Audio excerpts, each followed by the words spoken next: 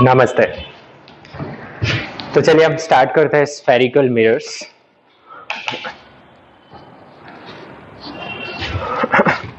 अभी भी हम रिफ्लेक्शन ही पढ़ रहे हैं। ओके, अभी तक हम देख रहे थे reflection from plane mirror. Now we are seeing from spherical mirror. Okay, spherical mirror दो तरीके से दो टाइप के होते हैं, कॉन्वेक्स एंड कॉनकेव। तो पहले समझ लेते हैं अपन कि ये बनते कैसे हैं। तो ये कैसे बनते हैं, हमारे पास एक स्फीयर होता है, it's a hollow transparent sphere.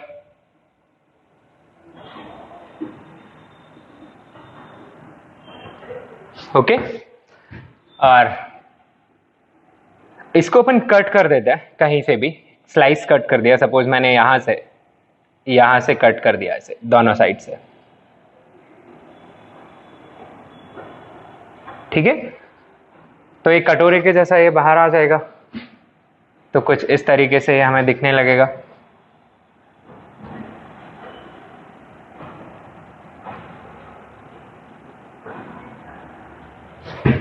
Yes, सो यहां पे अपन सरफेसेस अगर देखें तो कितनी सरफेसेस हमें दिख रही हैं वो समझ लीजिए आप। तो यहाँ पे total of 2 surfaces we have.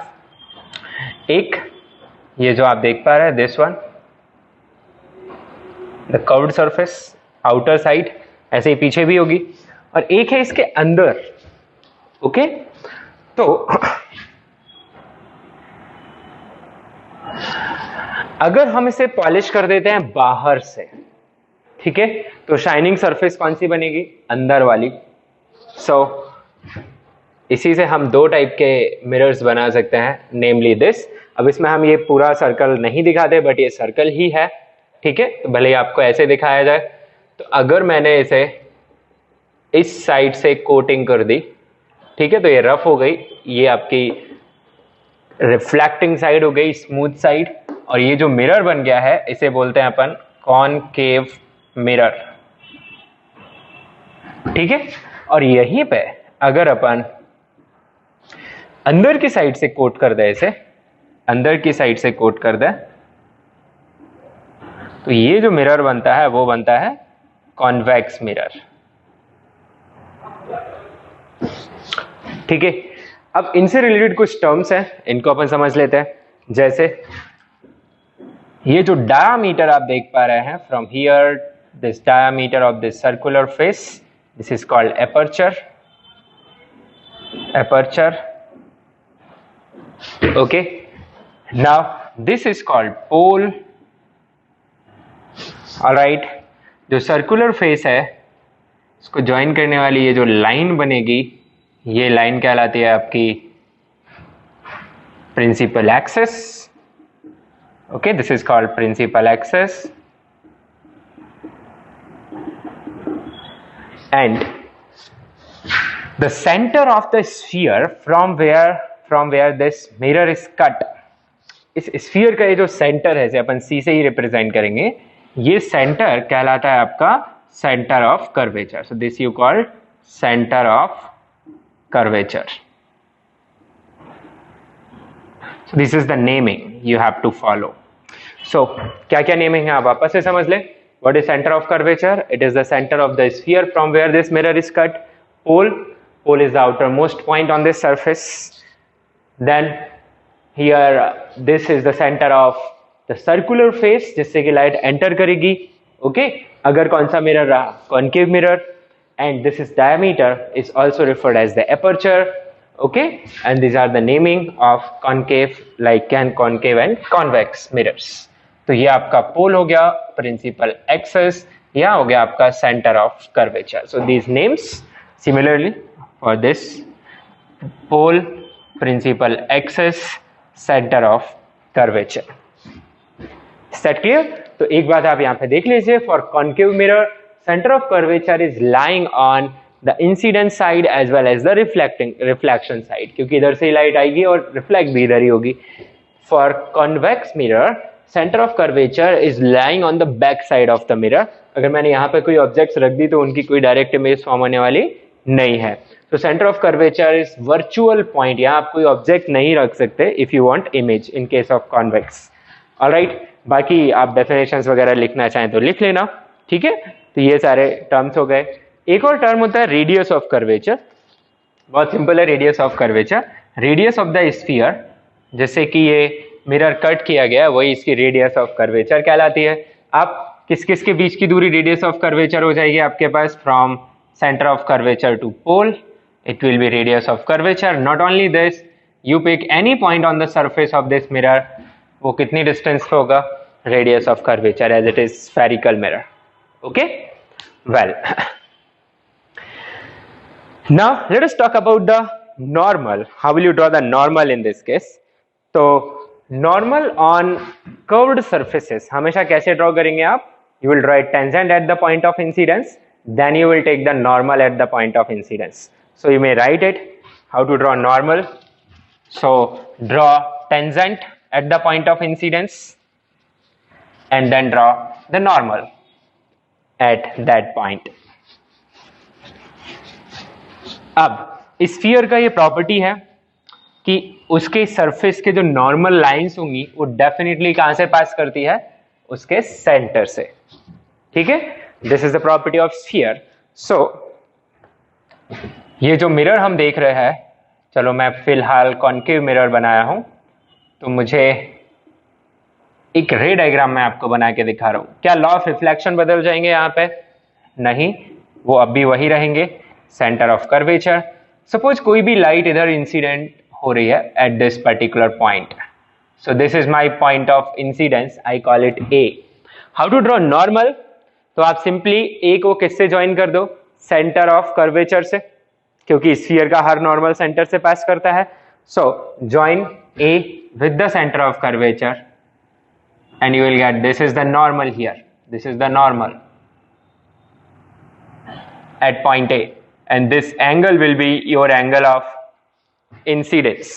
Okay, so बिल्कुल इसी एंगल पे लाइट रिफ्लेक्ट होगी, this will be your angle of reflection, which is, so this is your incident ray and this is reflected ray.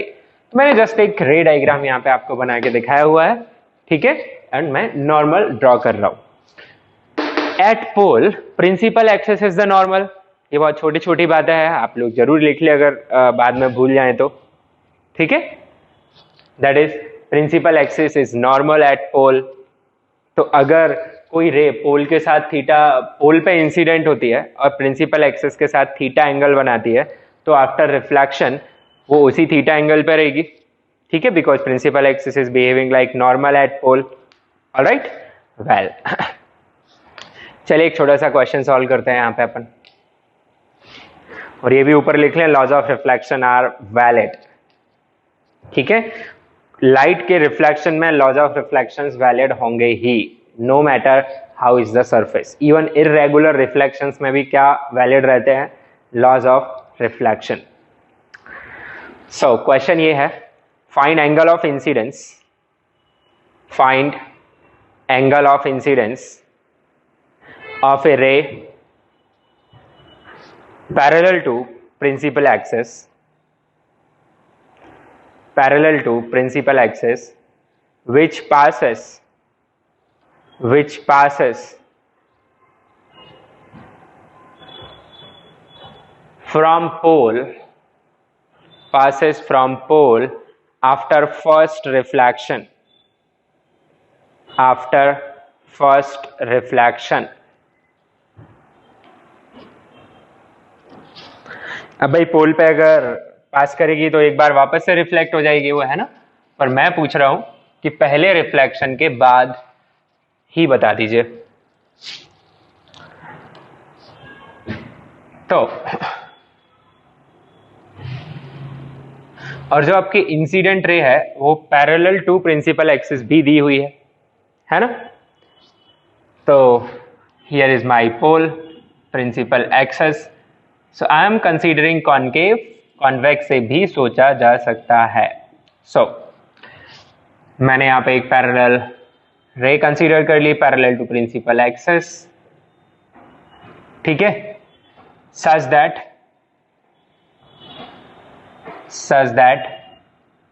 after reflection it passes from pole, यहाँ वापस से reflect होगी but हमें first reflection ही consider करना है। अब normal, तो उसके लिए मुझे सेंटर ऑफ कर्वेचर लगेगा, ठीक है। तो मेरा जो सेंटर ऑफ कर्वेचर है वो कहीं यहां होना चाहिए। So this is playing role of normal.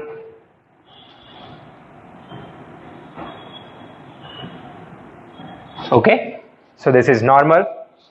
अब आपका एंगल ऑफ इंसिडेंस आपको दिख रहा है, this is your angle of incidence, and यहां पे आपका हो जाएगा एंगल ऑफ रिफ्लेक्शन, वो भी किसके इक्वल ही आएगा, आई के इक्वल। यस, और मुझे आई ही चाहिए, तो कैसे सॉल्व करें, वापस से ज्योमेट्री लगेगी और कुछ नहीं कर सकते आप, तो देखते रहिए। तो ये एंगल अगर आई है तो आपका फिर ये एंगल भी आई हो जाता, अच्छी बात। सो यहां से यहां तक ये आपके रेडियस ऑफ कर्वेचर है, ये भी आपके रेडियस ऑफ कर्वेचर है ना। तो ये दोनों साइड्स आपकी क्या आ गई, इक्वल, अच्छी बात। जब ये दोनों साइड्स है तो इनके सामने के एंगल्स भी इक्वल होंगे भाई ट्राइंगल में। कौन से ट्राइंगल में, ए सी पी में। तो इस हिसाब से ये जो तीसरा एंगल थीटा था वो भी किसके इक्वल हो गया, आई के। तो ये कैसा ट्राइंगल बन गया, एक इक्विलैटरल ट्राइंगल बन गया। तो आप क्या लिख देंगे कि आपका जो आई है वो कितना आ गया, 60 डिग्रीज, ठीक है। तो बिल्कुल ज्योमेट्री यहां भी यूज होगी, कुछ नया नहीं होने वाला है। Okay,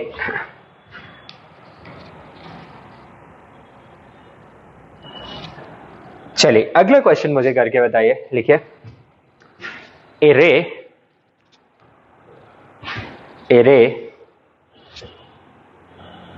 incident on a spherical mirror of radius of curvature r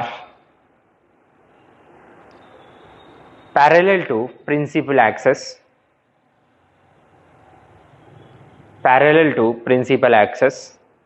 and makes an angle, ऐसे लिख लीजिए, makes angle of incidence equal to I. तो आपको रेडियस ऑफ कर्वेचर दी गई है और एंगल ऑफ इंसिडेंस दिया गया है, ठीक है। Angle of incidence I, find distance of point of intersection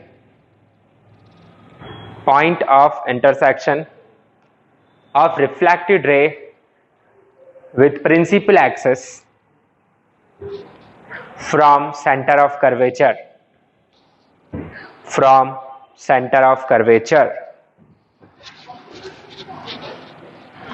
see how will you solve this.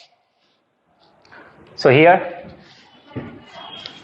आप कोई भी मिरर ले सकते हैं, irrespective of the mirror ये रिजल्ट आपको मिलेगा, ठीक है।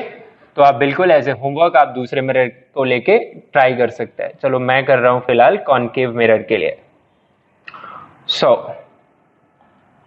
पोल, principal axis, here centre of curvature, ठीक है।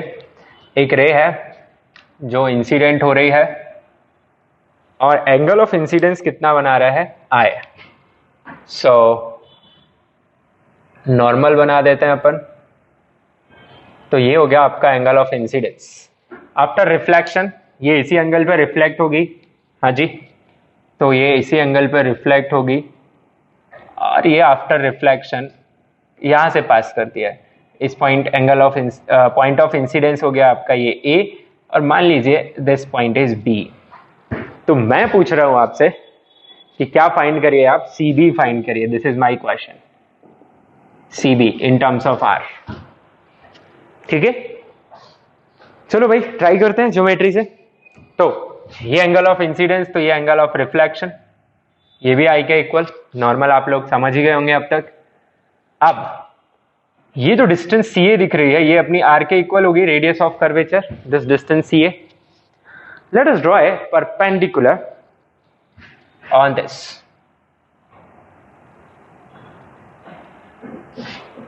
ओके।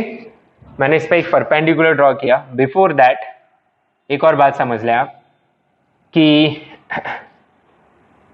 ये एंगल भी आई है, ये दोनों पैरेलल लाइन से, इंसिडेंट रे प्रिंसिपल एक्सिस के पैरेलल है, तो अल्टरनेट एंगल्स हो गए, इस हिसाब से ये भी आई है, तो ये एक आइसोसेलेस ट्राइंगल बन रहा है, तो अच्छी बात है ना। यहां पे मैंने परपेंडिकुलर ड्रॉ किया बी से, और मान लीजिए ये जो पॉइंट है वो डी है, तो ये एक आइसोसेलेस ट्राइंगल बन रहा था, है ना। ये जो साइड्स थी वो इक्वल आएगी, सामने वाली साइड्स ट्राइंगल में, तो परपेंडिकुलर जो मैंने सामने वाली साइड पे भेजा है वो सामने वाली साइड को बाइसेक्ट भी करेगा, प्योर ज्योमेट्री की प्रॉपर्टी है ना। इसका मतलब आपकी जो सी डी है वो डी ए के इक्वल हो जाएगी और वो r/2 के इक्वल हो जाएगी। अब मुझे सी बी चाहिए, आई के टर्म्स में हो गया सॉल्व, तो अपना कौन से ट्राइंगल में चले जाएं, अपन चले जाते हैं ट्राइंगल सी बी डी में, ठीक है। What is I want C B, so I will use cosine, so cos of i is equal to this hypotenuse आपका सी बी है, तो C D divided by C B, आपको C B ही चाहिए, तो C B is equal to C D divided by cosine of I. तो इस हिसाब से आपका जो सी बी है वो आ जाता है R divided by 2 cosine of angle of incidence. Yes, ये मैंने पूछा हुआ था आपसे। गुड। अब थोड़ा सा चलते हैं आपके 9th और 10th में, जहां भी आपने लाइट पहली बार पढ़ा हो, तो आपने पढ़ा होगा कि भाई a ray which is parallel to principal axis, है ना, आफ्टर रिफ्लेक्शन इट पासेस और it intersects the principal axis at a point and that point has a name called focus. Yes, but वहां पे हमने पढ़ा था कि कोई भी रे हो, वहां पे ये पढ़ा था भाई कि कोई भी रे हो जो कि पैरेलल टू प्रिंसिपल एक्सिस हो, this is my principal axis, pole, centre of curvature and focus. आपने ये भी पढ़ा था कि फोकस मिड पॉइंट होता है, फोकल लेंथ r/2 के इक्वल होती है, सारी चीजें आई होप आपने उधर पढ़ी होंगी। यस, सो वहां ये पढ़ा था कि सपोज ये रे है, रे नंबर 1, ये भी रिफ्लेक्ट होके कहां से पास होगी, ये रिफ्लेक्ट होके फोकस से पास होगी, ठीक है। रे नंबर 2, कोई और दूसरी भी रे ले लूं मैं, ये भी रिफ्लेक्ट होके कहां से पास होगी, ये भी रिफ्लेक्ट होके फोकस से ही पास होती थी, सही बात है।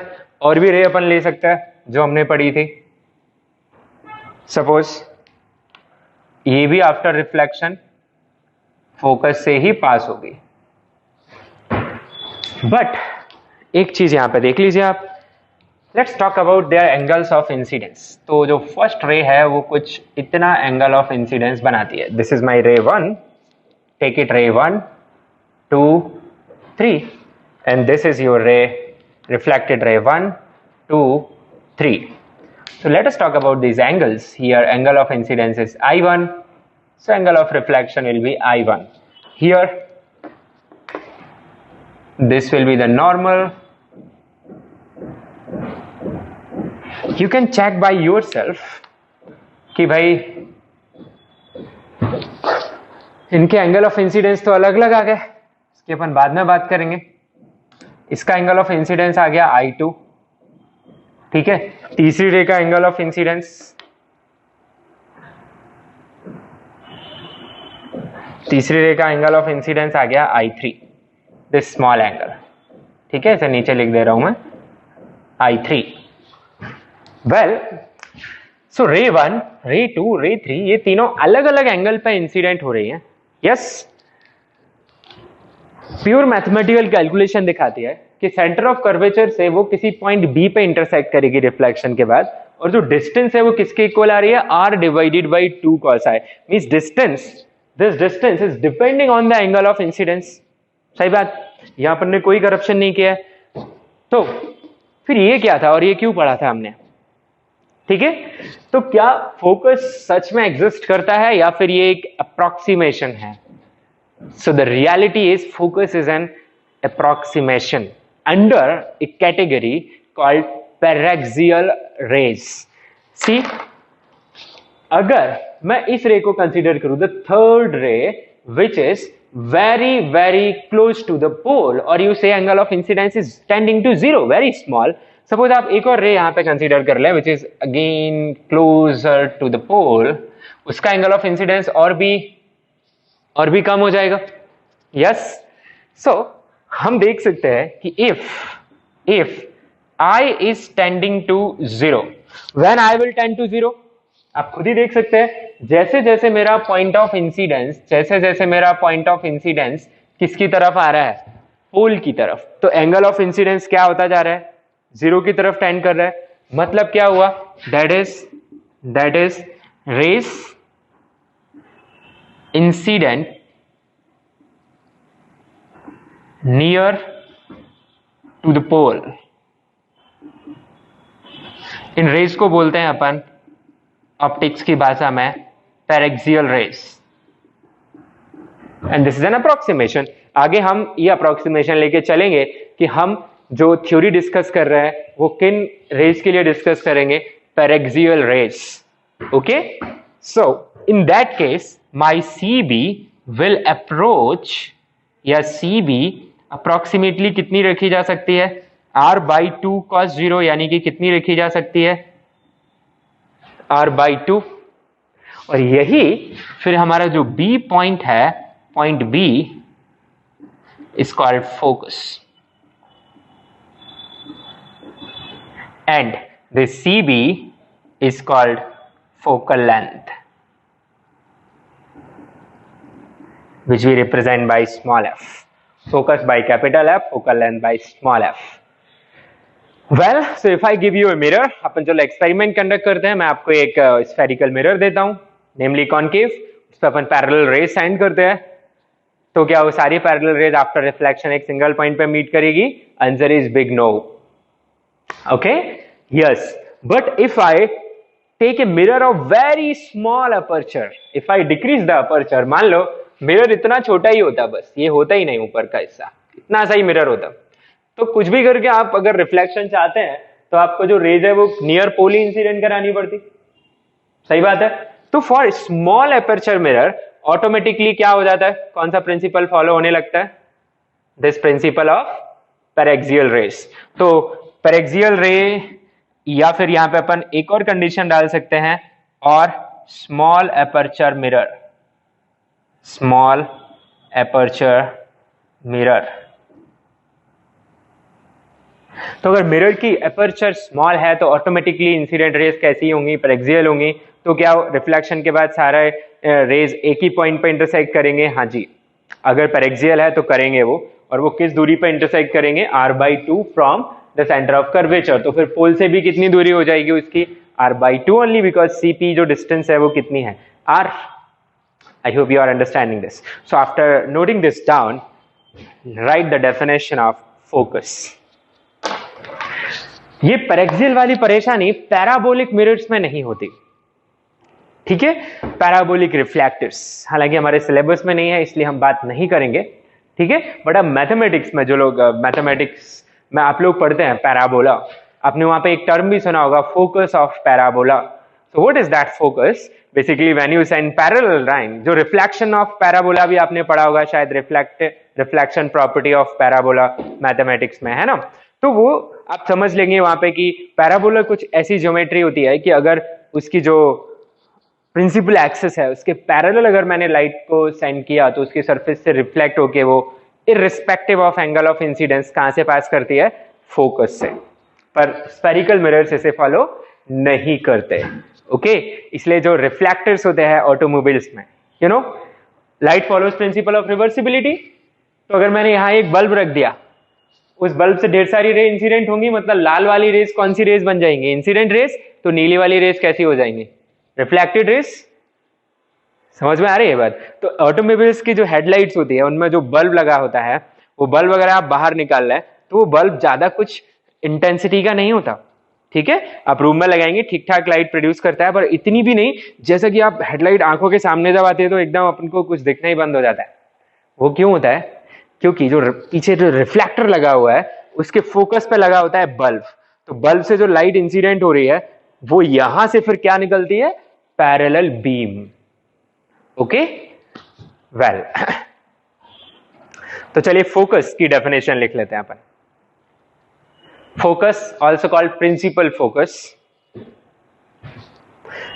अपन इसे कैपिटल एफ से रिप्रेजेंट करेंगे सिंबॉलिकली, कैपिटल एफ. इसके बारे में लिख लीजिए. It is point of intersection, point of intersection of all the reflected rays, for all the reflected rays which incidents, which all the reflected rays corresponding to, ऐसे लिखो, corresponding to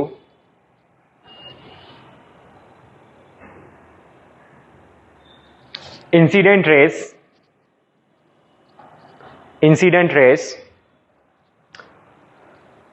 which are parallel to principal axis,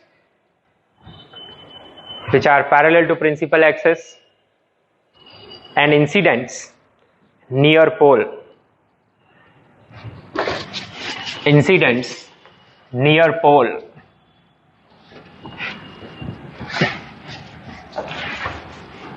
ठीक है. Now एक line लिख लो, unless it is mentioned, ऐसे as a note लिखना है आपको, consider paraxial ray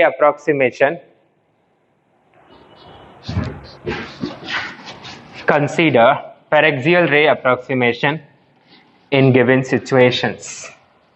तो कुछ मेंशन ना किया जाए, आपसे सीधा सवाल पूछा जाए, न्यूमेरिकल पूछ रहा है या इमेज प्रॉपर्टीज पूछ रहा है, तो फिर आप क्या मान के चलेंगे? पैरेक्सियल रे अप्रोक्सीमेशन मान के चलेंगे.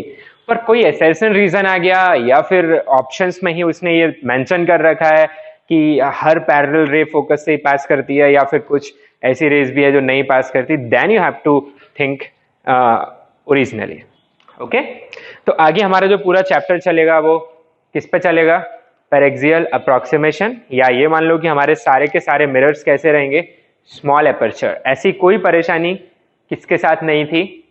प्लेन मिरर के साथ नहीं थी. ओके, और ये परेशानी पैराबोलिक मिरर्स के साथ भी नहीं होती है.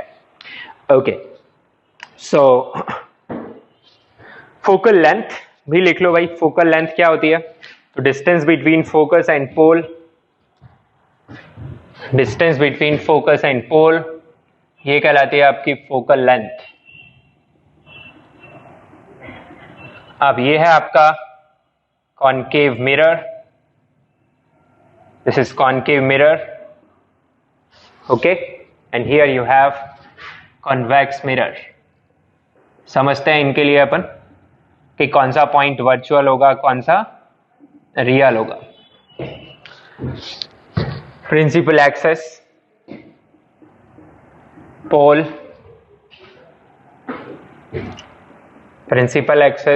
पोल. ओके, सेंटर ऑफ कर्वेचर यहां कहीं होगा इसका. फोकस एग्जैक्टली मिड पॉइंट होगा. We are under the paraxial approximation, so focus is here. Centre of curvature, focus is here. Okay, this will be exactly midway. Well, now let us send the light to this. तो हमने कुछ रे यहां पे send की. ठीक है. अच्छा, मिरर आधा ही हो, सपोज इतना सा ही हो, तो कुछ खराब बात हो जाएगी क्या? नहीं. हाँ, अगर ये मिरर ये पार्ट हटा दिया जाए या ब्लॉक कर लिया जाए तो क्या फोकस शिफ्ट हो जाएगा? No. So take care of that. Okay, कोई फर्क नहीं पड़ता अगर मैंने इसे ब्लॉक कर लिया, बस इधर की लाइट इंसिडेंट नहीं होगी, ऊपर की जो रेज है वही रिफ्लेक्ट करेगी. ओके, सो ये रिफ्लेक्ट करेगा और कहां से पास करेगा? फोकस से. एरोज बहुत जरूरी है लगाना. ठीक है. नाउ हियर क्या हम रे इधर से इंसिडेंट करा सकते हैं? जी नहीं. रिफ्लेक्शन साइड ये है इसकी, तो यहां पे ये रेज आ गए. ठीक है. अच्छा, एक और चीज समझ लीजिए, इस मिरर को कन्वर्जिंग मिरर बोलते हैं. क्या बोलते हैं? Converging mirror. आप समझ सकते हैं क्यों इसे कॉन्वर्जिंग मिरर बोलते हैं, क्योंकि ये पैरेलल लाइट को किस में कन्वर्ट कर दे रहा है, या पैरेलल बीम को किस में कन्वर्ट कर दे रहा है, कॉन्वर्जिंग बीम में। ठीक है, अच्छा इसे बोलते हैं डाइवर्जिंग मिरर। समझा दूं मैं आपको इसे क्यों डाइवर्जिंग मिरर बोलते हैं। तो यहां पर नॉर्मल बना दीजिए भाई, तो this will be the normal, can see this dotted line normal. तो इतने ही एंगल पे लाइट को रिफ्लेक्ट करना चाहिए। ठीक है, so it will reflect and when I extend it will pass from here। तो ये क्या कर दे रहा है, ये आपका angle of incidence, angle of reflection जो कि आई के इक्वली होगा, make it I1। Same way यहां पर भी अपन नॉर्मल बना दे,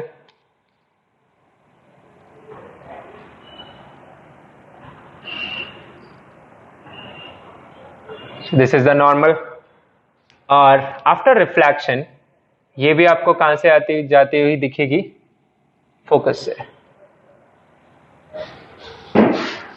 okay, so you can check parallel beam को इसने किस में कन्वर्ट कर दिया, डाइवर्जिंग बीम में। ऑलराइट, सो ये जो मिरर है इसका दूसरा नाम क्या है, डाइवर्जिंग मिरर। अब सोचिए, at the location of center of curvature and focus of concave mirror, light is actually present, so we call that these are real points for this mirror. However, at the location of focus and center of curvature of convex mirror, light is not actually present, so they are virtual point। ठीक है, तो आपसे कभी कभी option में पूछा जा सकता है कि for concave mirror focus is real और virtual, so for concave mirror focus is real. So let us write, so here focus is real point, center of curvature is also a real point because light is present there। यहां का जो focus है वो एक virtual point है, आप वहां object वगैरह नहीं रख सकते। हाँ, वर्चुअल ऑब्जेक्ट्स मिरर को लग सकता है कि ऑब्जेक्ट वहां रखा हुआ है, पर वहां सच में कुछ नहीं रखा होगा। So these are virtual point and this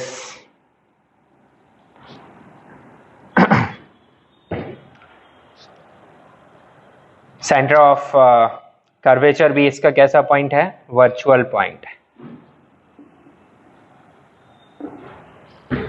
ठीक है, ये दोनों बातें आप लोग समझ गए।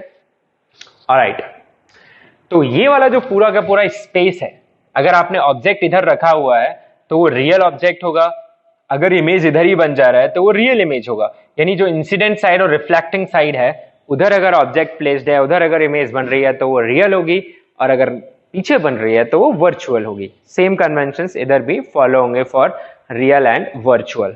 ओके, वेल, अच्छा फोकल लेंथ आप देख पाएंगे, यहां से ये जो डिस्टेंस है इसे अपन फोकल लेंथ बोलेंगे। ये डिस्टेंस उतनी होगी जितनी सी और एफ, ठीक है, और यहां पर भी हम इसे फोकल लेंथ बोलेंगे, this is your focal length. और फोकल लेंथ दोनों के लिए ये फॉर्मूला वैलिड है कि जो फोकल लेंथ है वो किसके इक्वल है, आपकी r/2 के इक्वल। और फोकस का आइडिया ही किसके लिए वैलिड है, पैरेक्सियल रे अप्रोक्सीमेशन जब रहेगा तभी हम क्या मान सकते हैं कि फोकस वैलिड है। ओके, अब हम बात कर लेते हैं फटाफट से, like characteristic of image formation by concave and convex mirrors. ठीक है, इसके ऊपर बहुत सारे क्वेश्चंस आते हैं। Object place between this and this, image is virtual, erect, smaller. हालांकि ये डिस्कशन आप लोग ऑलरेडी अपने 9th-10th स्टैंडर्ड में कर चुके हैं, तो इसे हम क्विकली कवर कर लेते हैं एक बार, और उसे आप ध्यान भी रखने वाले हैं। ठीक है, विद लॉजिक्स। सो एक नोट लिख लीजिए कि जब हम इमेज कैरेक्टरिस्टिक फाइंड करेंगे तो एक सर्टेन रेस कंसीडर करेंगे। वैसे तो मैं ऑब्जेक्ट से निकलने वाली कोई भी रे ले सकता हूं, पर फिर उसके लिए आपको लॉ ऑफ रिफ्लेक्शन लगाना पड़ेगा, प्रॉपर एंगल्स मेजर करने पड़ेंगे। तो हम कुछ प्री डिफाइंड रेज ले लेते हैं जो रिफ्लेक्शन के बाद कहीं ना कहीं से जाएगी, हमें पता रहेगा पहले से। तो लिख लीजिए, फॉलोइंग रेज आर यूजफुल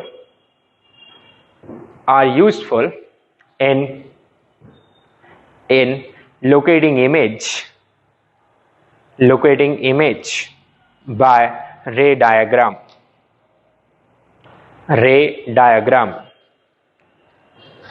अब पहली रे अपन यही कंसीडर करेंगे से, right? If incident ray is parallel to principal axis, then refracted ray passes from focus और appear to pass from focus. जैसे कि कॉन्वेक्स मिरर के केस में फोकस से वो सच में पास नहीं कर सकती, then it appears to pass from focus. Okay, अच्छी बात. दूसरा पॉइंट देख लीजिए. If incident ray passes from focus, light follows principle of reversibility. तो आप खुद समझ गए होंगे. तो if incident ray passes from focus, then reflected ray will become parallel to principal axis. और कॉन्वेक्स के केस में incident ray will appear to pass from focus. तो इसके डायग्राम मैं आपको बता दूं कैसे दिखेंगे. तो कॉन्वेक्स पहले कॉन्केव के लिए देख लेता है. तो ये इसका फोकस है, pole, centre of curvature. So if ray is parallel to principal axis, then it passes from focus after reflection. और इसका उल्टा, पोल, focus, center of curvature. If incident ray is already passing from focus, then after reflection it becomes parallel to principal axis. Okay, and convex के लिए कैसा दिखेगा? Here is focus, center of curvature, pole. So if incident ray is parallel to principal axis, then after reflection it appears to come from focus. Okay, and here this is pole, focus, center of curvature. If incident ray is such that it appears to pass from focus,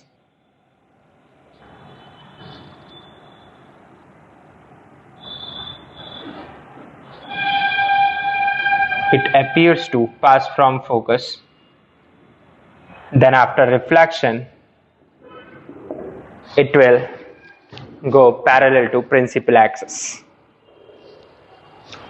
Okay, तो ये दो race हमारे लिए important रहेंगे इन रे diagram. बना लीजिए इसे. तीसरी रे लिखिए. If incident ray passes from center of curvature,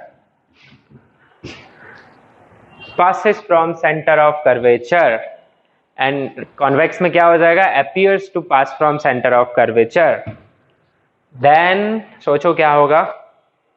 it will retrace its path.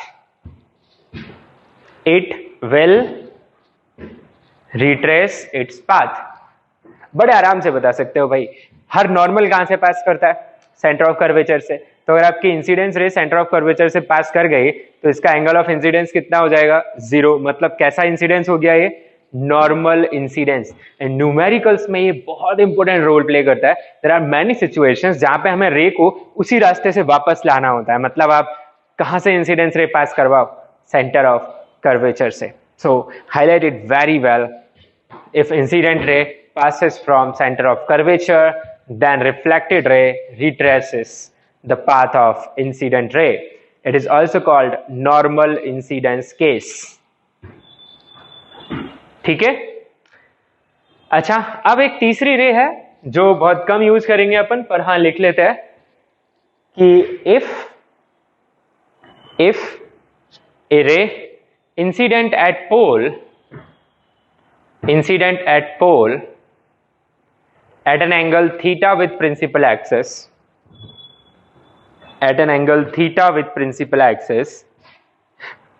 then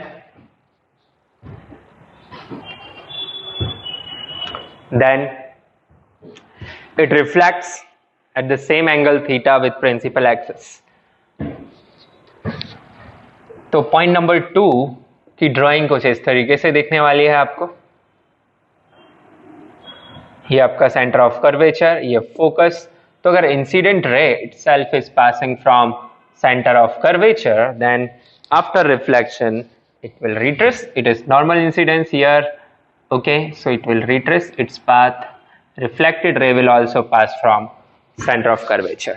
And for convex,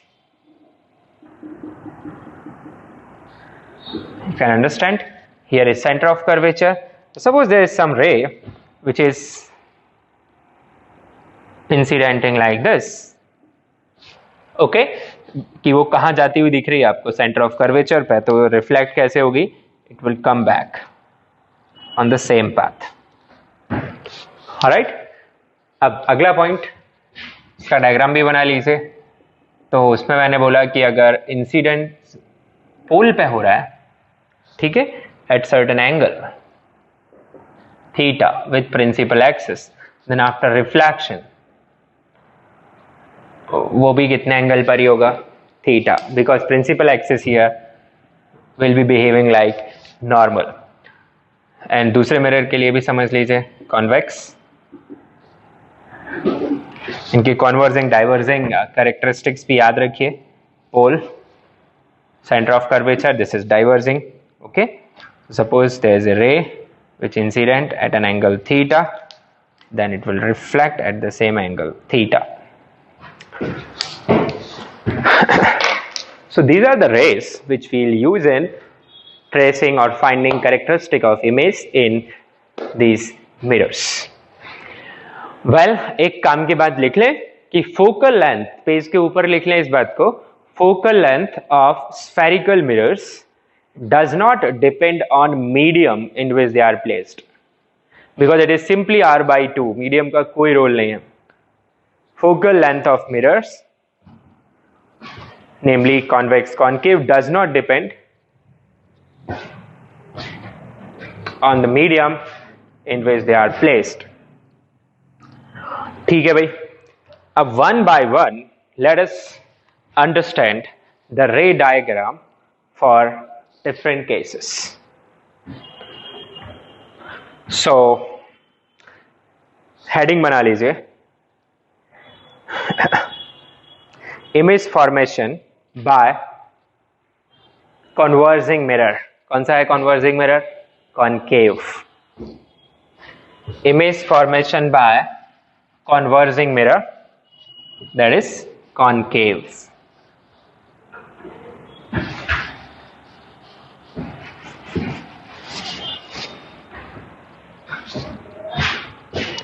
अब डिफरेंट केसेस में हम इसे देखते हैं, ठीक है।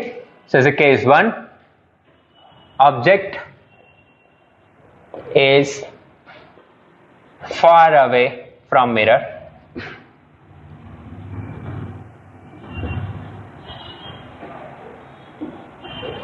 मतलब इसे अपन ऐसे ही बोल सकते हैं, object is at infinite mathematically.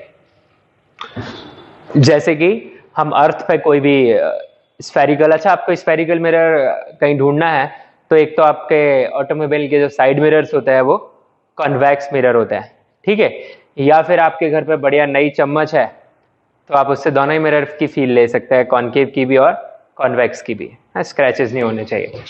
Alright, तो आप जो मैं बातें कर रहा हूँ वो आप अपने चेहरे के साथ एक्सपेरिमेंट करके भी देख सकते हैं कि आपका चेहरा छोटा दिख रहा है, बड़ा दिख रहा है, टेढ़ा दिख रहा है, ठीक है। So all those you can try.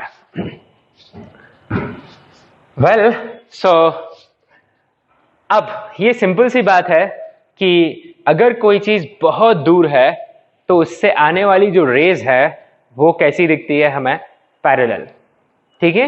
ये आप बहुत आसानी समझ सकते हैं। सपोज यहाँ पे कोई ऑब्जेक्ट है और उससे ढेर सारी रेज निकल रही है, सपोज एक ये रे है ना, और दूसरी रे ये है, तीसरी सपोज इस तरीके से है, और आप बहुत दूर है, आप यहाँ पे हैं, and you are seeing this part of this light, how it appears parallel, isn't it? ये तो मैंने बहुत कम डिस्टेंस से ड्रॉ किया।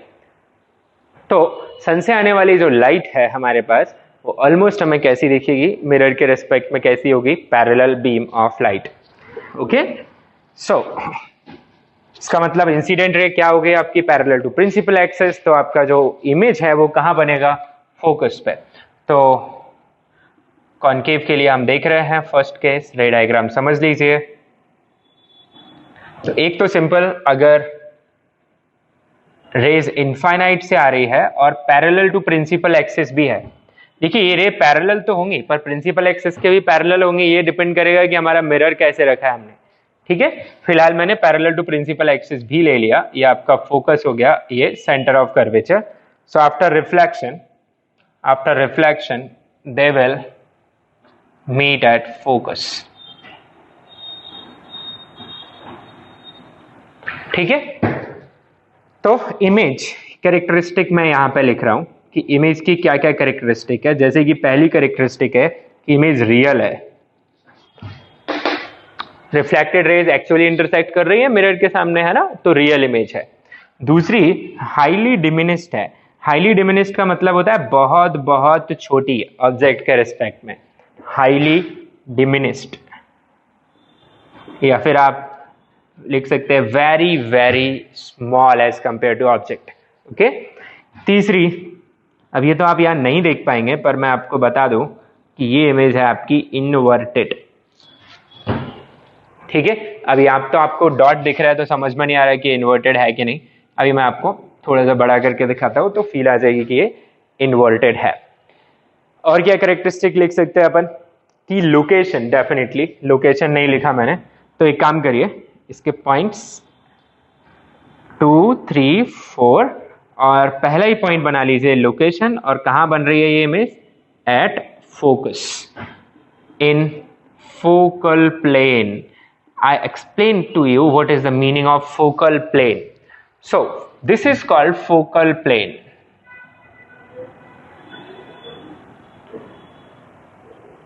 This is focal plane. Can you feel it? A plane which contains the focus and perpendicular to the principal axis. इसे बोलते हैं अपन focal plane, like this. अच्छा, let me give you a feel of it. मान लीजिए सन से आने वाली जो लाइट है, हमने मिरर को ऐसे कर दिया कि सन की रेज तो पैरेलल है पर वो प्रिंसिपल एक्सिस के पैरेलल नहीं है। So consider this case, this principal axis, the pole, here the focus, the centre of curvature, and rays कुछ इस तरीके से आ रही है। Say these are the raise.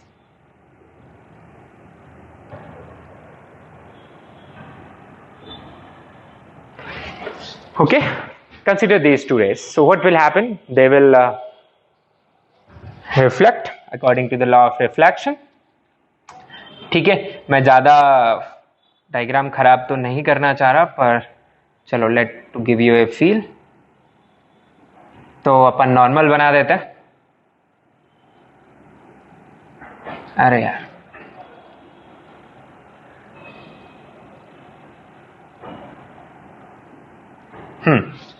तो ये रिफ्लेक्ट होगी और कुछ इतनी एंगल पर रिफ्लेक्ट होगी, आप सोच लें। प्रॉपर आप एंगल वगैरह ढंग से बनाना तो आपको और अच्छी फील आ जाएगी। ठीक है, मेरे लाइंस थोड़े टेढ़े हो सकते हैं। तो ये हो गई रिफ्लेक्टेड रे। कुछ इसी तरीके से इधर भी रिफ्लेक्टेड रे आएगी आपके पास। ठीक है, और वो कुछ ऐसी दिखेगी आपको।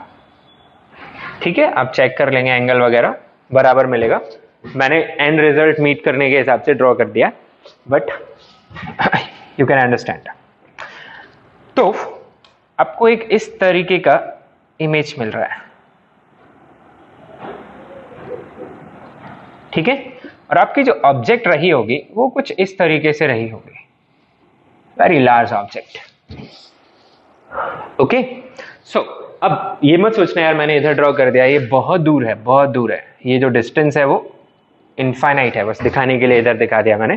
सो now you can have a feel कि कैसी इमेज बन रही है यहाँ पे, inverted. Another thing, this image is in which plane, this image is in which plane. जैसे जैसे हो सकता था ये एक सर्कुलर डिस्क होती है, जैसे सन होता है ना, सपोज कुछ इस तरीके से हो सकता था ये।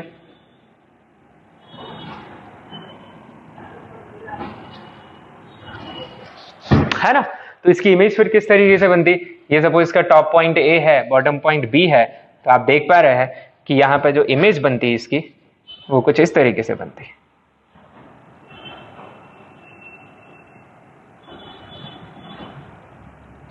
उल्टी हो जाती, यहाँ पे ए आ जाता और यहाँ पे बी आ जाता। आई होप यू कैन अंडरस्टैंड। और ये जो प्लेन है वो प्लेन कौन सा होता, the focal plane. Okay, that is what I am saying. If object is at infinite then image कहां पे बनती है आपकी, फोकस पे बनती है। किस, किधर बनती है, in focal plane. Alright, so you can understand this. अब इस पर क्वेश्चन आ जाता है कभी कभी कि सन का डायमीटर इतना है, हम उसे एक छोटे से कॉनकेव मिरर में देख रहे हैं, तो उसका जो इमेज है वो कितने डायमीटर का दिखेगा हमें। तो चलिए एक ऐसा क्वेश्चन अपन कर लेते हैं, फिर आगे बढ़ते हैं।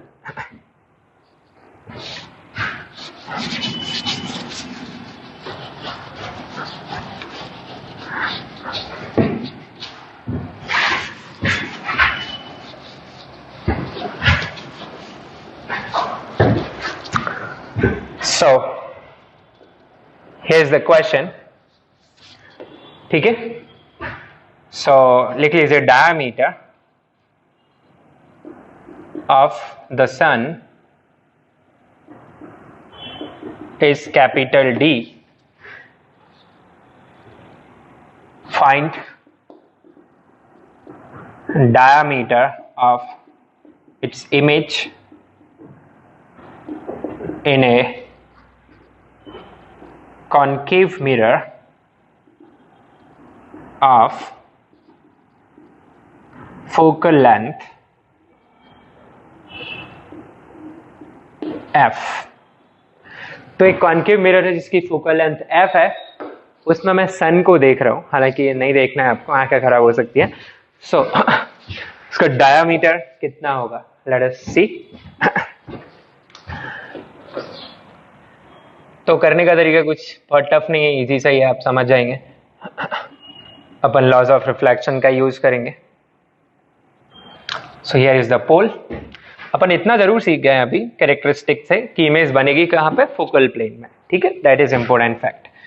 अब मैं सन को पूरा गोल नहीं बना रहा हूं, उसका एक डायामीटर ही दिखा दे रहा हूं आपको। मान लीजिए सन है जो कि बहुत दूर है, ठीक है, this distance is practically infinite, ठीक है। हाँ, लेकिन मुझे ये डिस्टेंस चाहिए, भले ये बहुत लार्ज है, टू सॉल्व। ये आपको गिवन है, given distance between the sun and the mirror. अब मिरर अर्थ पर रखा हुआ है, अब ये मत पूछना अर्थ पर कहाँ रखा हुआ है, तो आपको सीधा क्वेश्चन में दे सकता है वो distance between sun and the earth, okay, is, let's take this distance to be some small d, ठीक है, and definitely small d is much greater than focal length of your mirror. All right, so this distance is small d, can check from here, let's call this point to be O। तो OP जो है आपकी वो small d है। अब image कहाँ बनेगी इसकी, सपोज ये टॉप पॉइंट है ए, ये बॉटम पॉइंट है बी, ऐसा एक गोल है, तो इसकी जो इमेज बनेगी वो कहाँ बनती है, यहां बनती है छोटी सी, ठीक है। और ये जो पॉइंट है वो हो जाएगा आपका बी, ये जो पॉइंट है वो हो जाएगा आपका ए, इन्वर्ट हो जाता है, ठीक है। अब अपन इनको ज्वाइन कर देते हैं लाइंस को।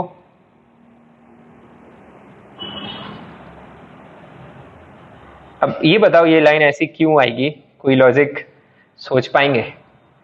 Why the line joining A and image of B will, इसे अपन B dash A dash बोल देते हैं, pass from pole।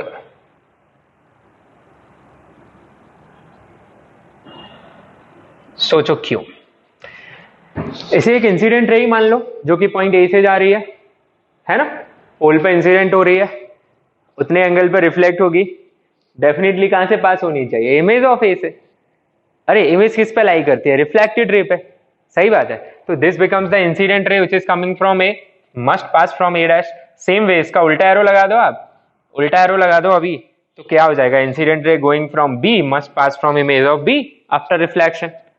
I hope you can understand this. तो एरो में हटा दे रहा हूं, तो वो ये इसमें से किसी को भी इंसिडेंस किसी को भी रिफ्लेक्टेड ट्रीट किया जा सकता है। तो ये जो पार्ट आ गया अपने पास, ये आ गया अपने पास कैपिटल डी, ठीक है, द डायामीटर, ये आ गया अपने पास स्मॉल डी, और ये वाला जो डायामीटर है डी डैश, इसे हम फाइंड करना चाहते हैं diameter of image.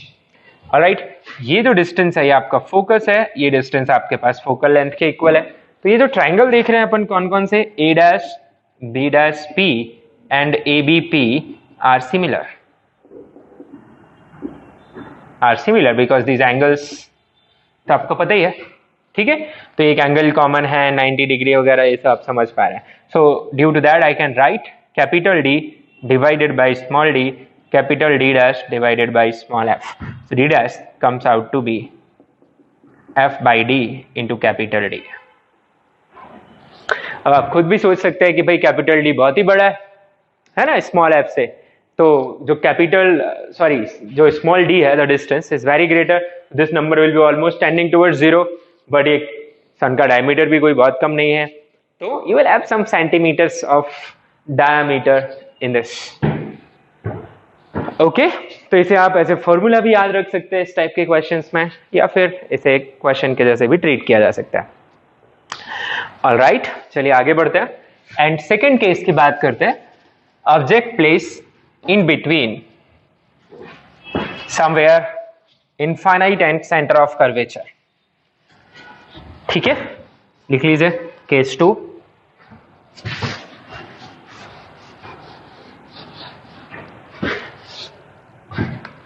So case 2 is object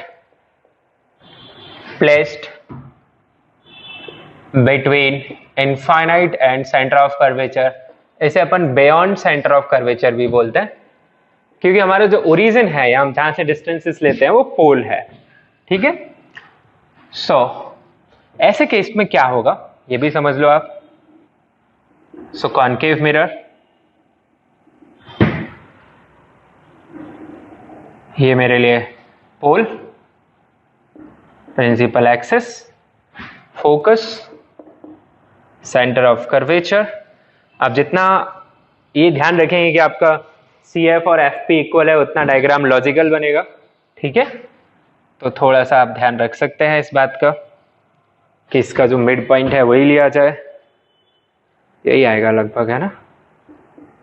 okay, अब यहाँ पे एक ऑब्जेक्ट प्लेस कर देते हैं अपन। So let us place an object here and orientation के लिए एरो लगा दिया मैंने। So your object is AB। अब आपको पता है एक्सटेंडेड ऑब्जेक्ट की इमेज कैसे लोकेट करते हैं, तो उसके डिफरेंट पॉइंट्स की इमेज लोकेट कर लेते हैं।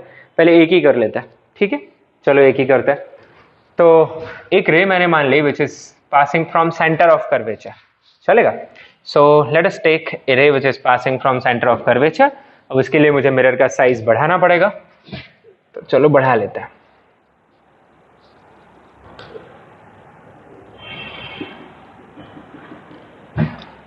ऐसे ही इधर भी, ठीक है। सो I am considering A ray which is passing from centre of curvature, ठीक है। क्या होगा, it will retrace its path. ये सबसे बढ़िया रे रहती है रे ट्रेसिंग में, कुछ मेहनत नहीं करनी है आपको। It will retrace, okay, then you can consider another ray which is parallel to principal axis. It will pass from focus, yes. So मैं blue से incident ray बना रहा हूँ, red से reflected ray parallel to principal axis. After reflection will pass from focus like this.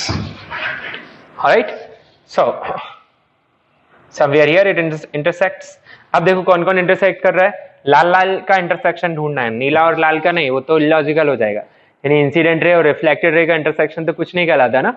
तो reflected raise, कहाँ की reflected raise है, पॉइंट ए से आने वाली इंसिडेंट रेज की रिफ्लेक्टेड रेज है, तो ये हो जाएगी मेरी image of point A, I call it A dash. अब आप B की भी इमेज लोकेट कर सकते हैं, तो ऐसा सोच सकते हैं कि B से निकलने वाली एक लाइट तो यही हो जाएगी प्रिंसिपल एक्सिस, यस और नो। तो somewhere on the principal axis ही बननी चाहिए इसकी इमेज, ठीक है। अब उसको समझने के लिए आप एक पॉइंट यहां कंसीडर कर लें, उससे सी पे लाइन बना दे, तो ऐसे करके आप ढेर सारे पॉइंट्स बना के इसकी कंप्लीट इमेज बना सकते हैं, ठीक है। तो अपन उतना नहीं कर रहे हैं, तो जब इसकी अपन इमेज बनाते हैं तो ये इमेज कुछ इस तरीके से बनेगी। हियर इज द इमेज, ठीक है। ओरिएंटेशन के लिए अपन ने एरो लगा दिया था, और ये है इसका बी डैश। अब आई डू नॉट नो आप साइज के बारे में कुछ यहाँ से कमेंट कर पाएंगे कि नहीं, लगभग एक जैसे ही साइज का दिख रहा है, पर वो तुम मुझ पर भरोसा कर लो, हमारी लाइंस वगैरह सीधे नहीं है। तो यहाँ की कैरेक्टरिस्टिक क्या आती है, सबसे पहले इमेज बनती कहाँ पे है, बिटवीन, लोकेशन लिख रहे हैं अपन between C and F, centre of curvature and focus.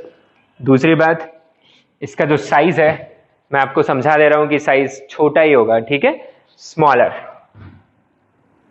Smaller than object. Definitely comparison किसके साथ करता है, ऑब्जेक्ट के साथ, ठीक है। आप प्रॉपर बनेंगे तो आपको स्मॉलर दिखेगा।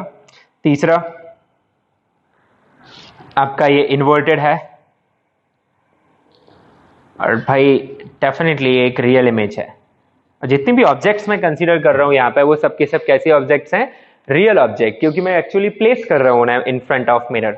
Okay, so for this real object you are getting a real image, inverted image, smaller image in between center of curvature and focus.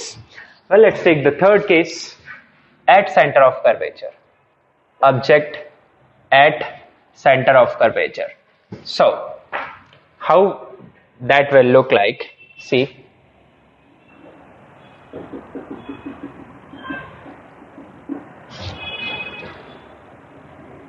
here is the pole, the focus, center of curvature, और मैंने object रख दी कहां पर ही, centre of curvature पे, A B, ठीक है। तो ए से जाने वाली आप एक रे उठा लीजिए, which is parallel to principal axis.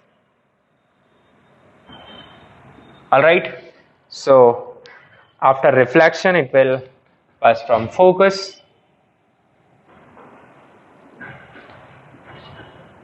okay, और एक और रे उठा सकते हैं अपन, which is passing from focus itself, ठीक है, and after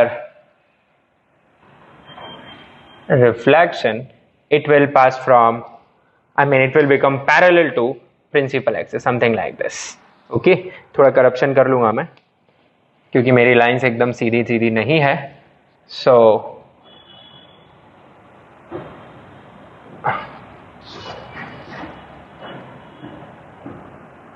खूब ज्यादा करप्शन करना पड़ेगा मुझे। तो आप समझ लो कि जो इमेज बनेगी वो सेंटर ऑफ कर्वेचर पर ही बनती है, और इसी साइज की, ठीक है। तो ये आएगा आपका ए डैश एंड बी डैश, आप लोग ढंग से बना लेना। तो यहां की जो कैरेक्टरिस्टिक आएगी वो सबसे पहले कहां पे बन रही है, एट सेंटर ऑफ कर्वेचर। दूसरी बात, सेम साइज एज ऑब्जेक्ट। तीसरी बात, इन्वर्टेड है अब भी। और चौथी बात, रियल, ठीक है। तो अब क्या करना पड़ेगा, नाउ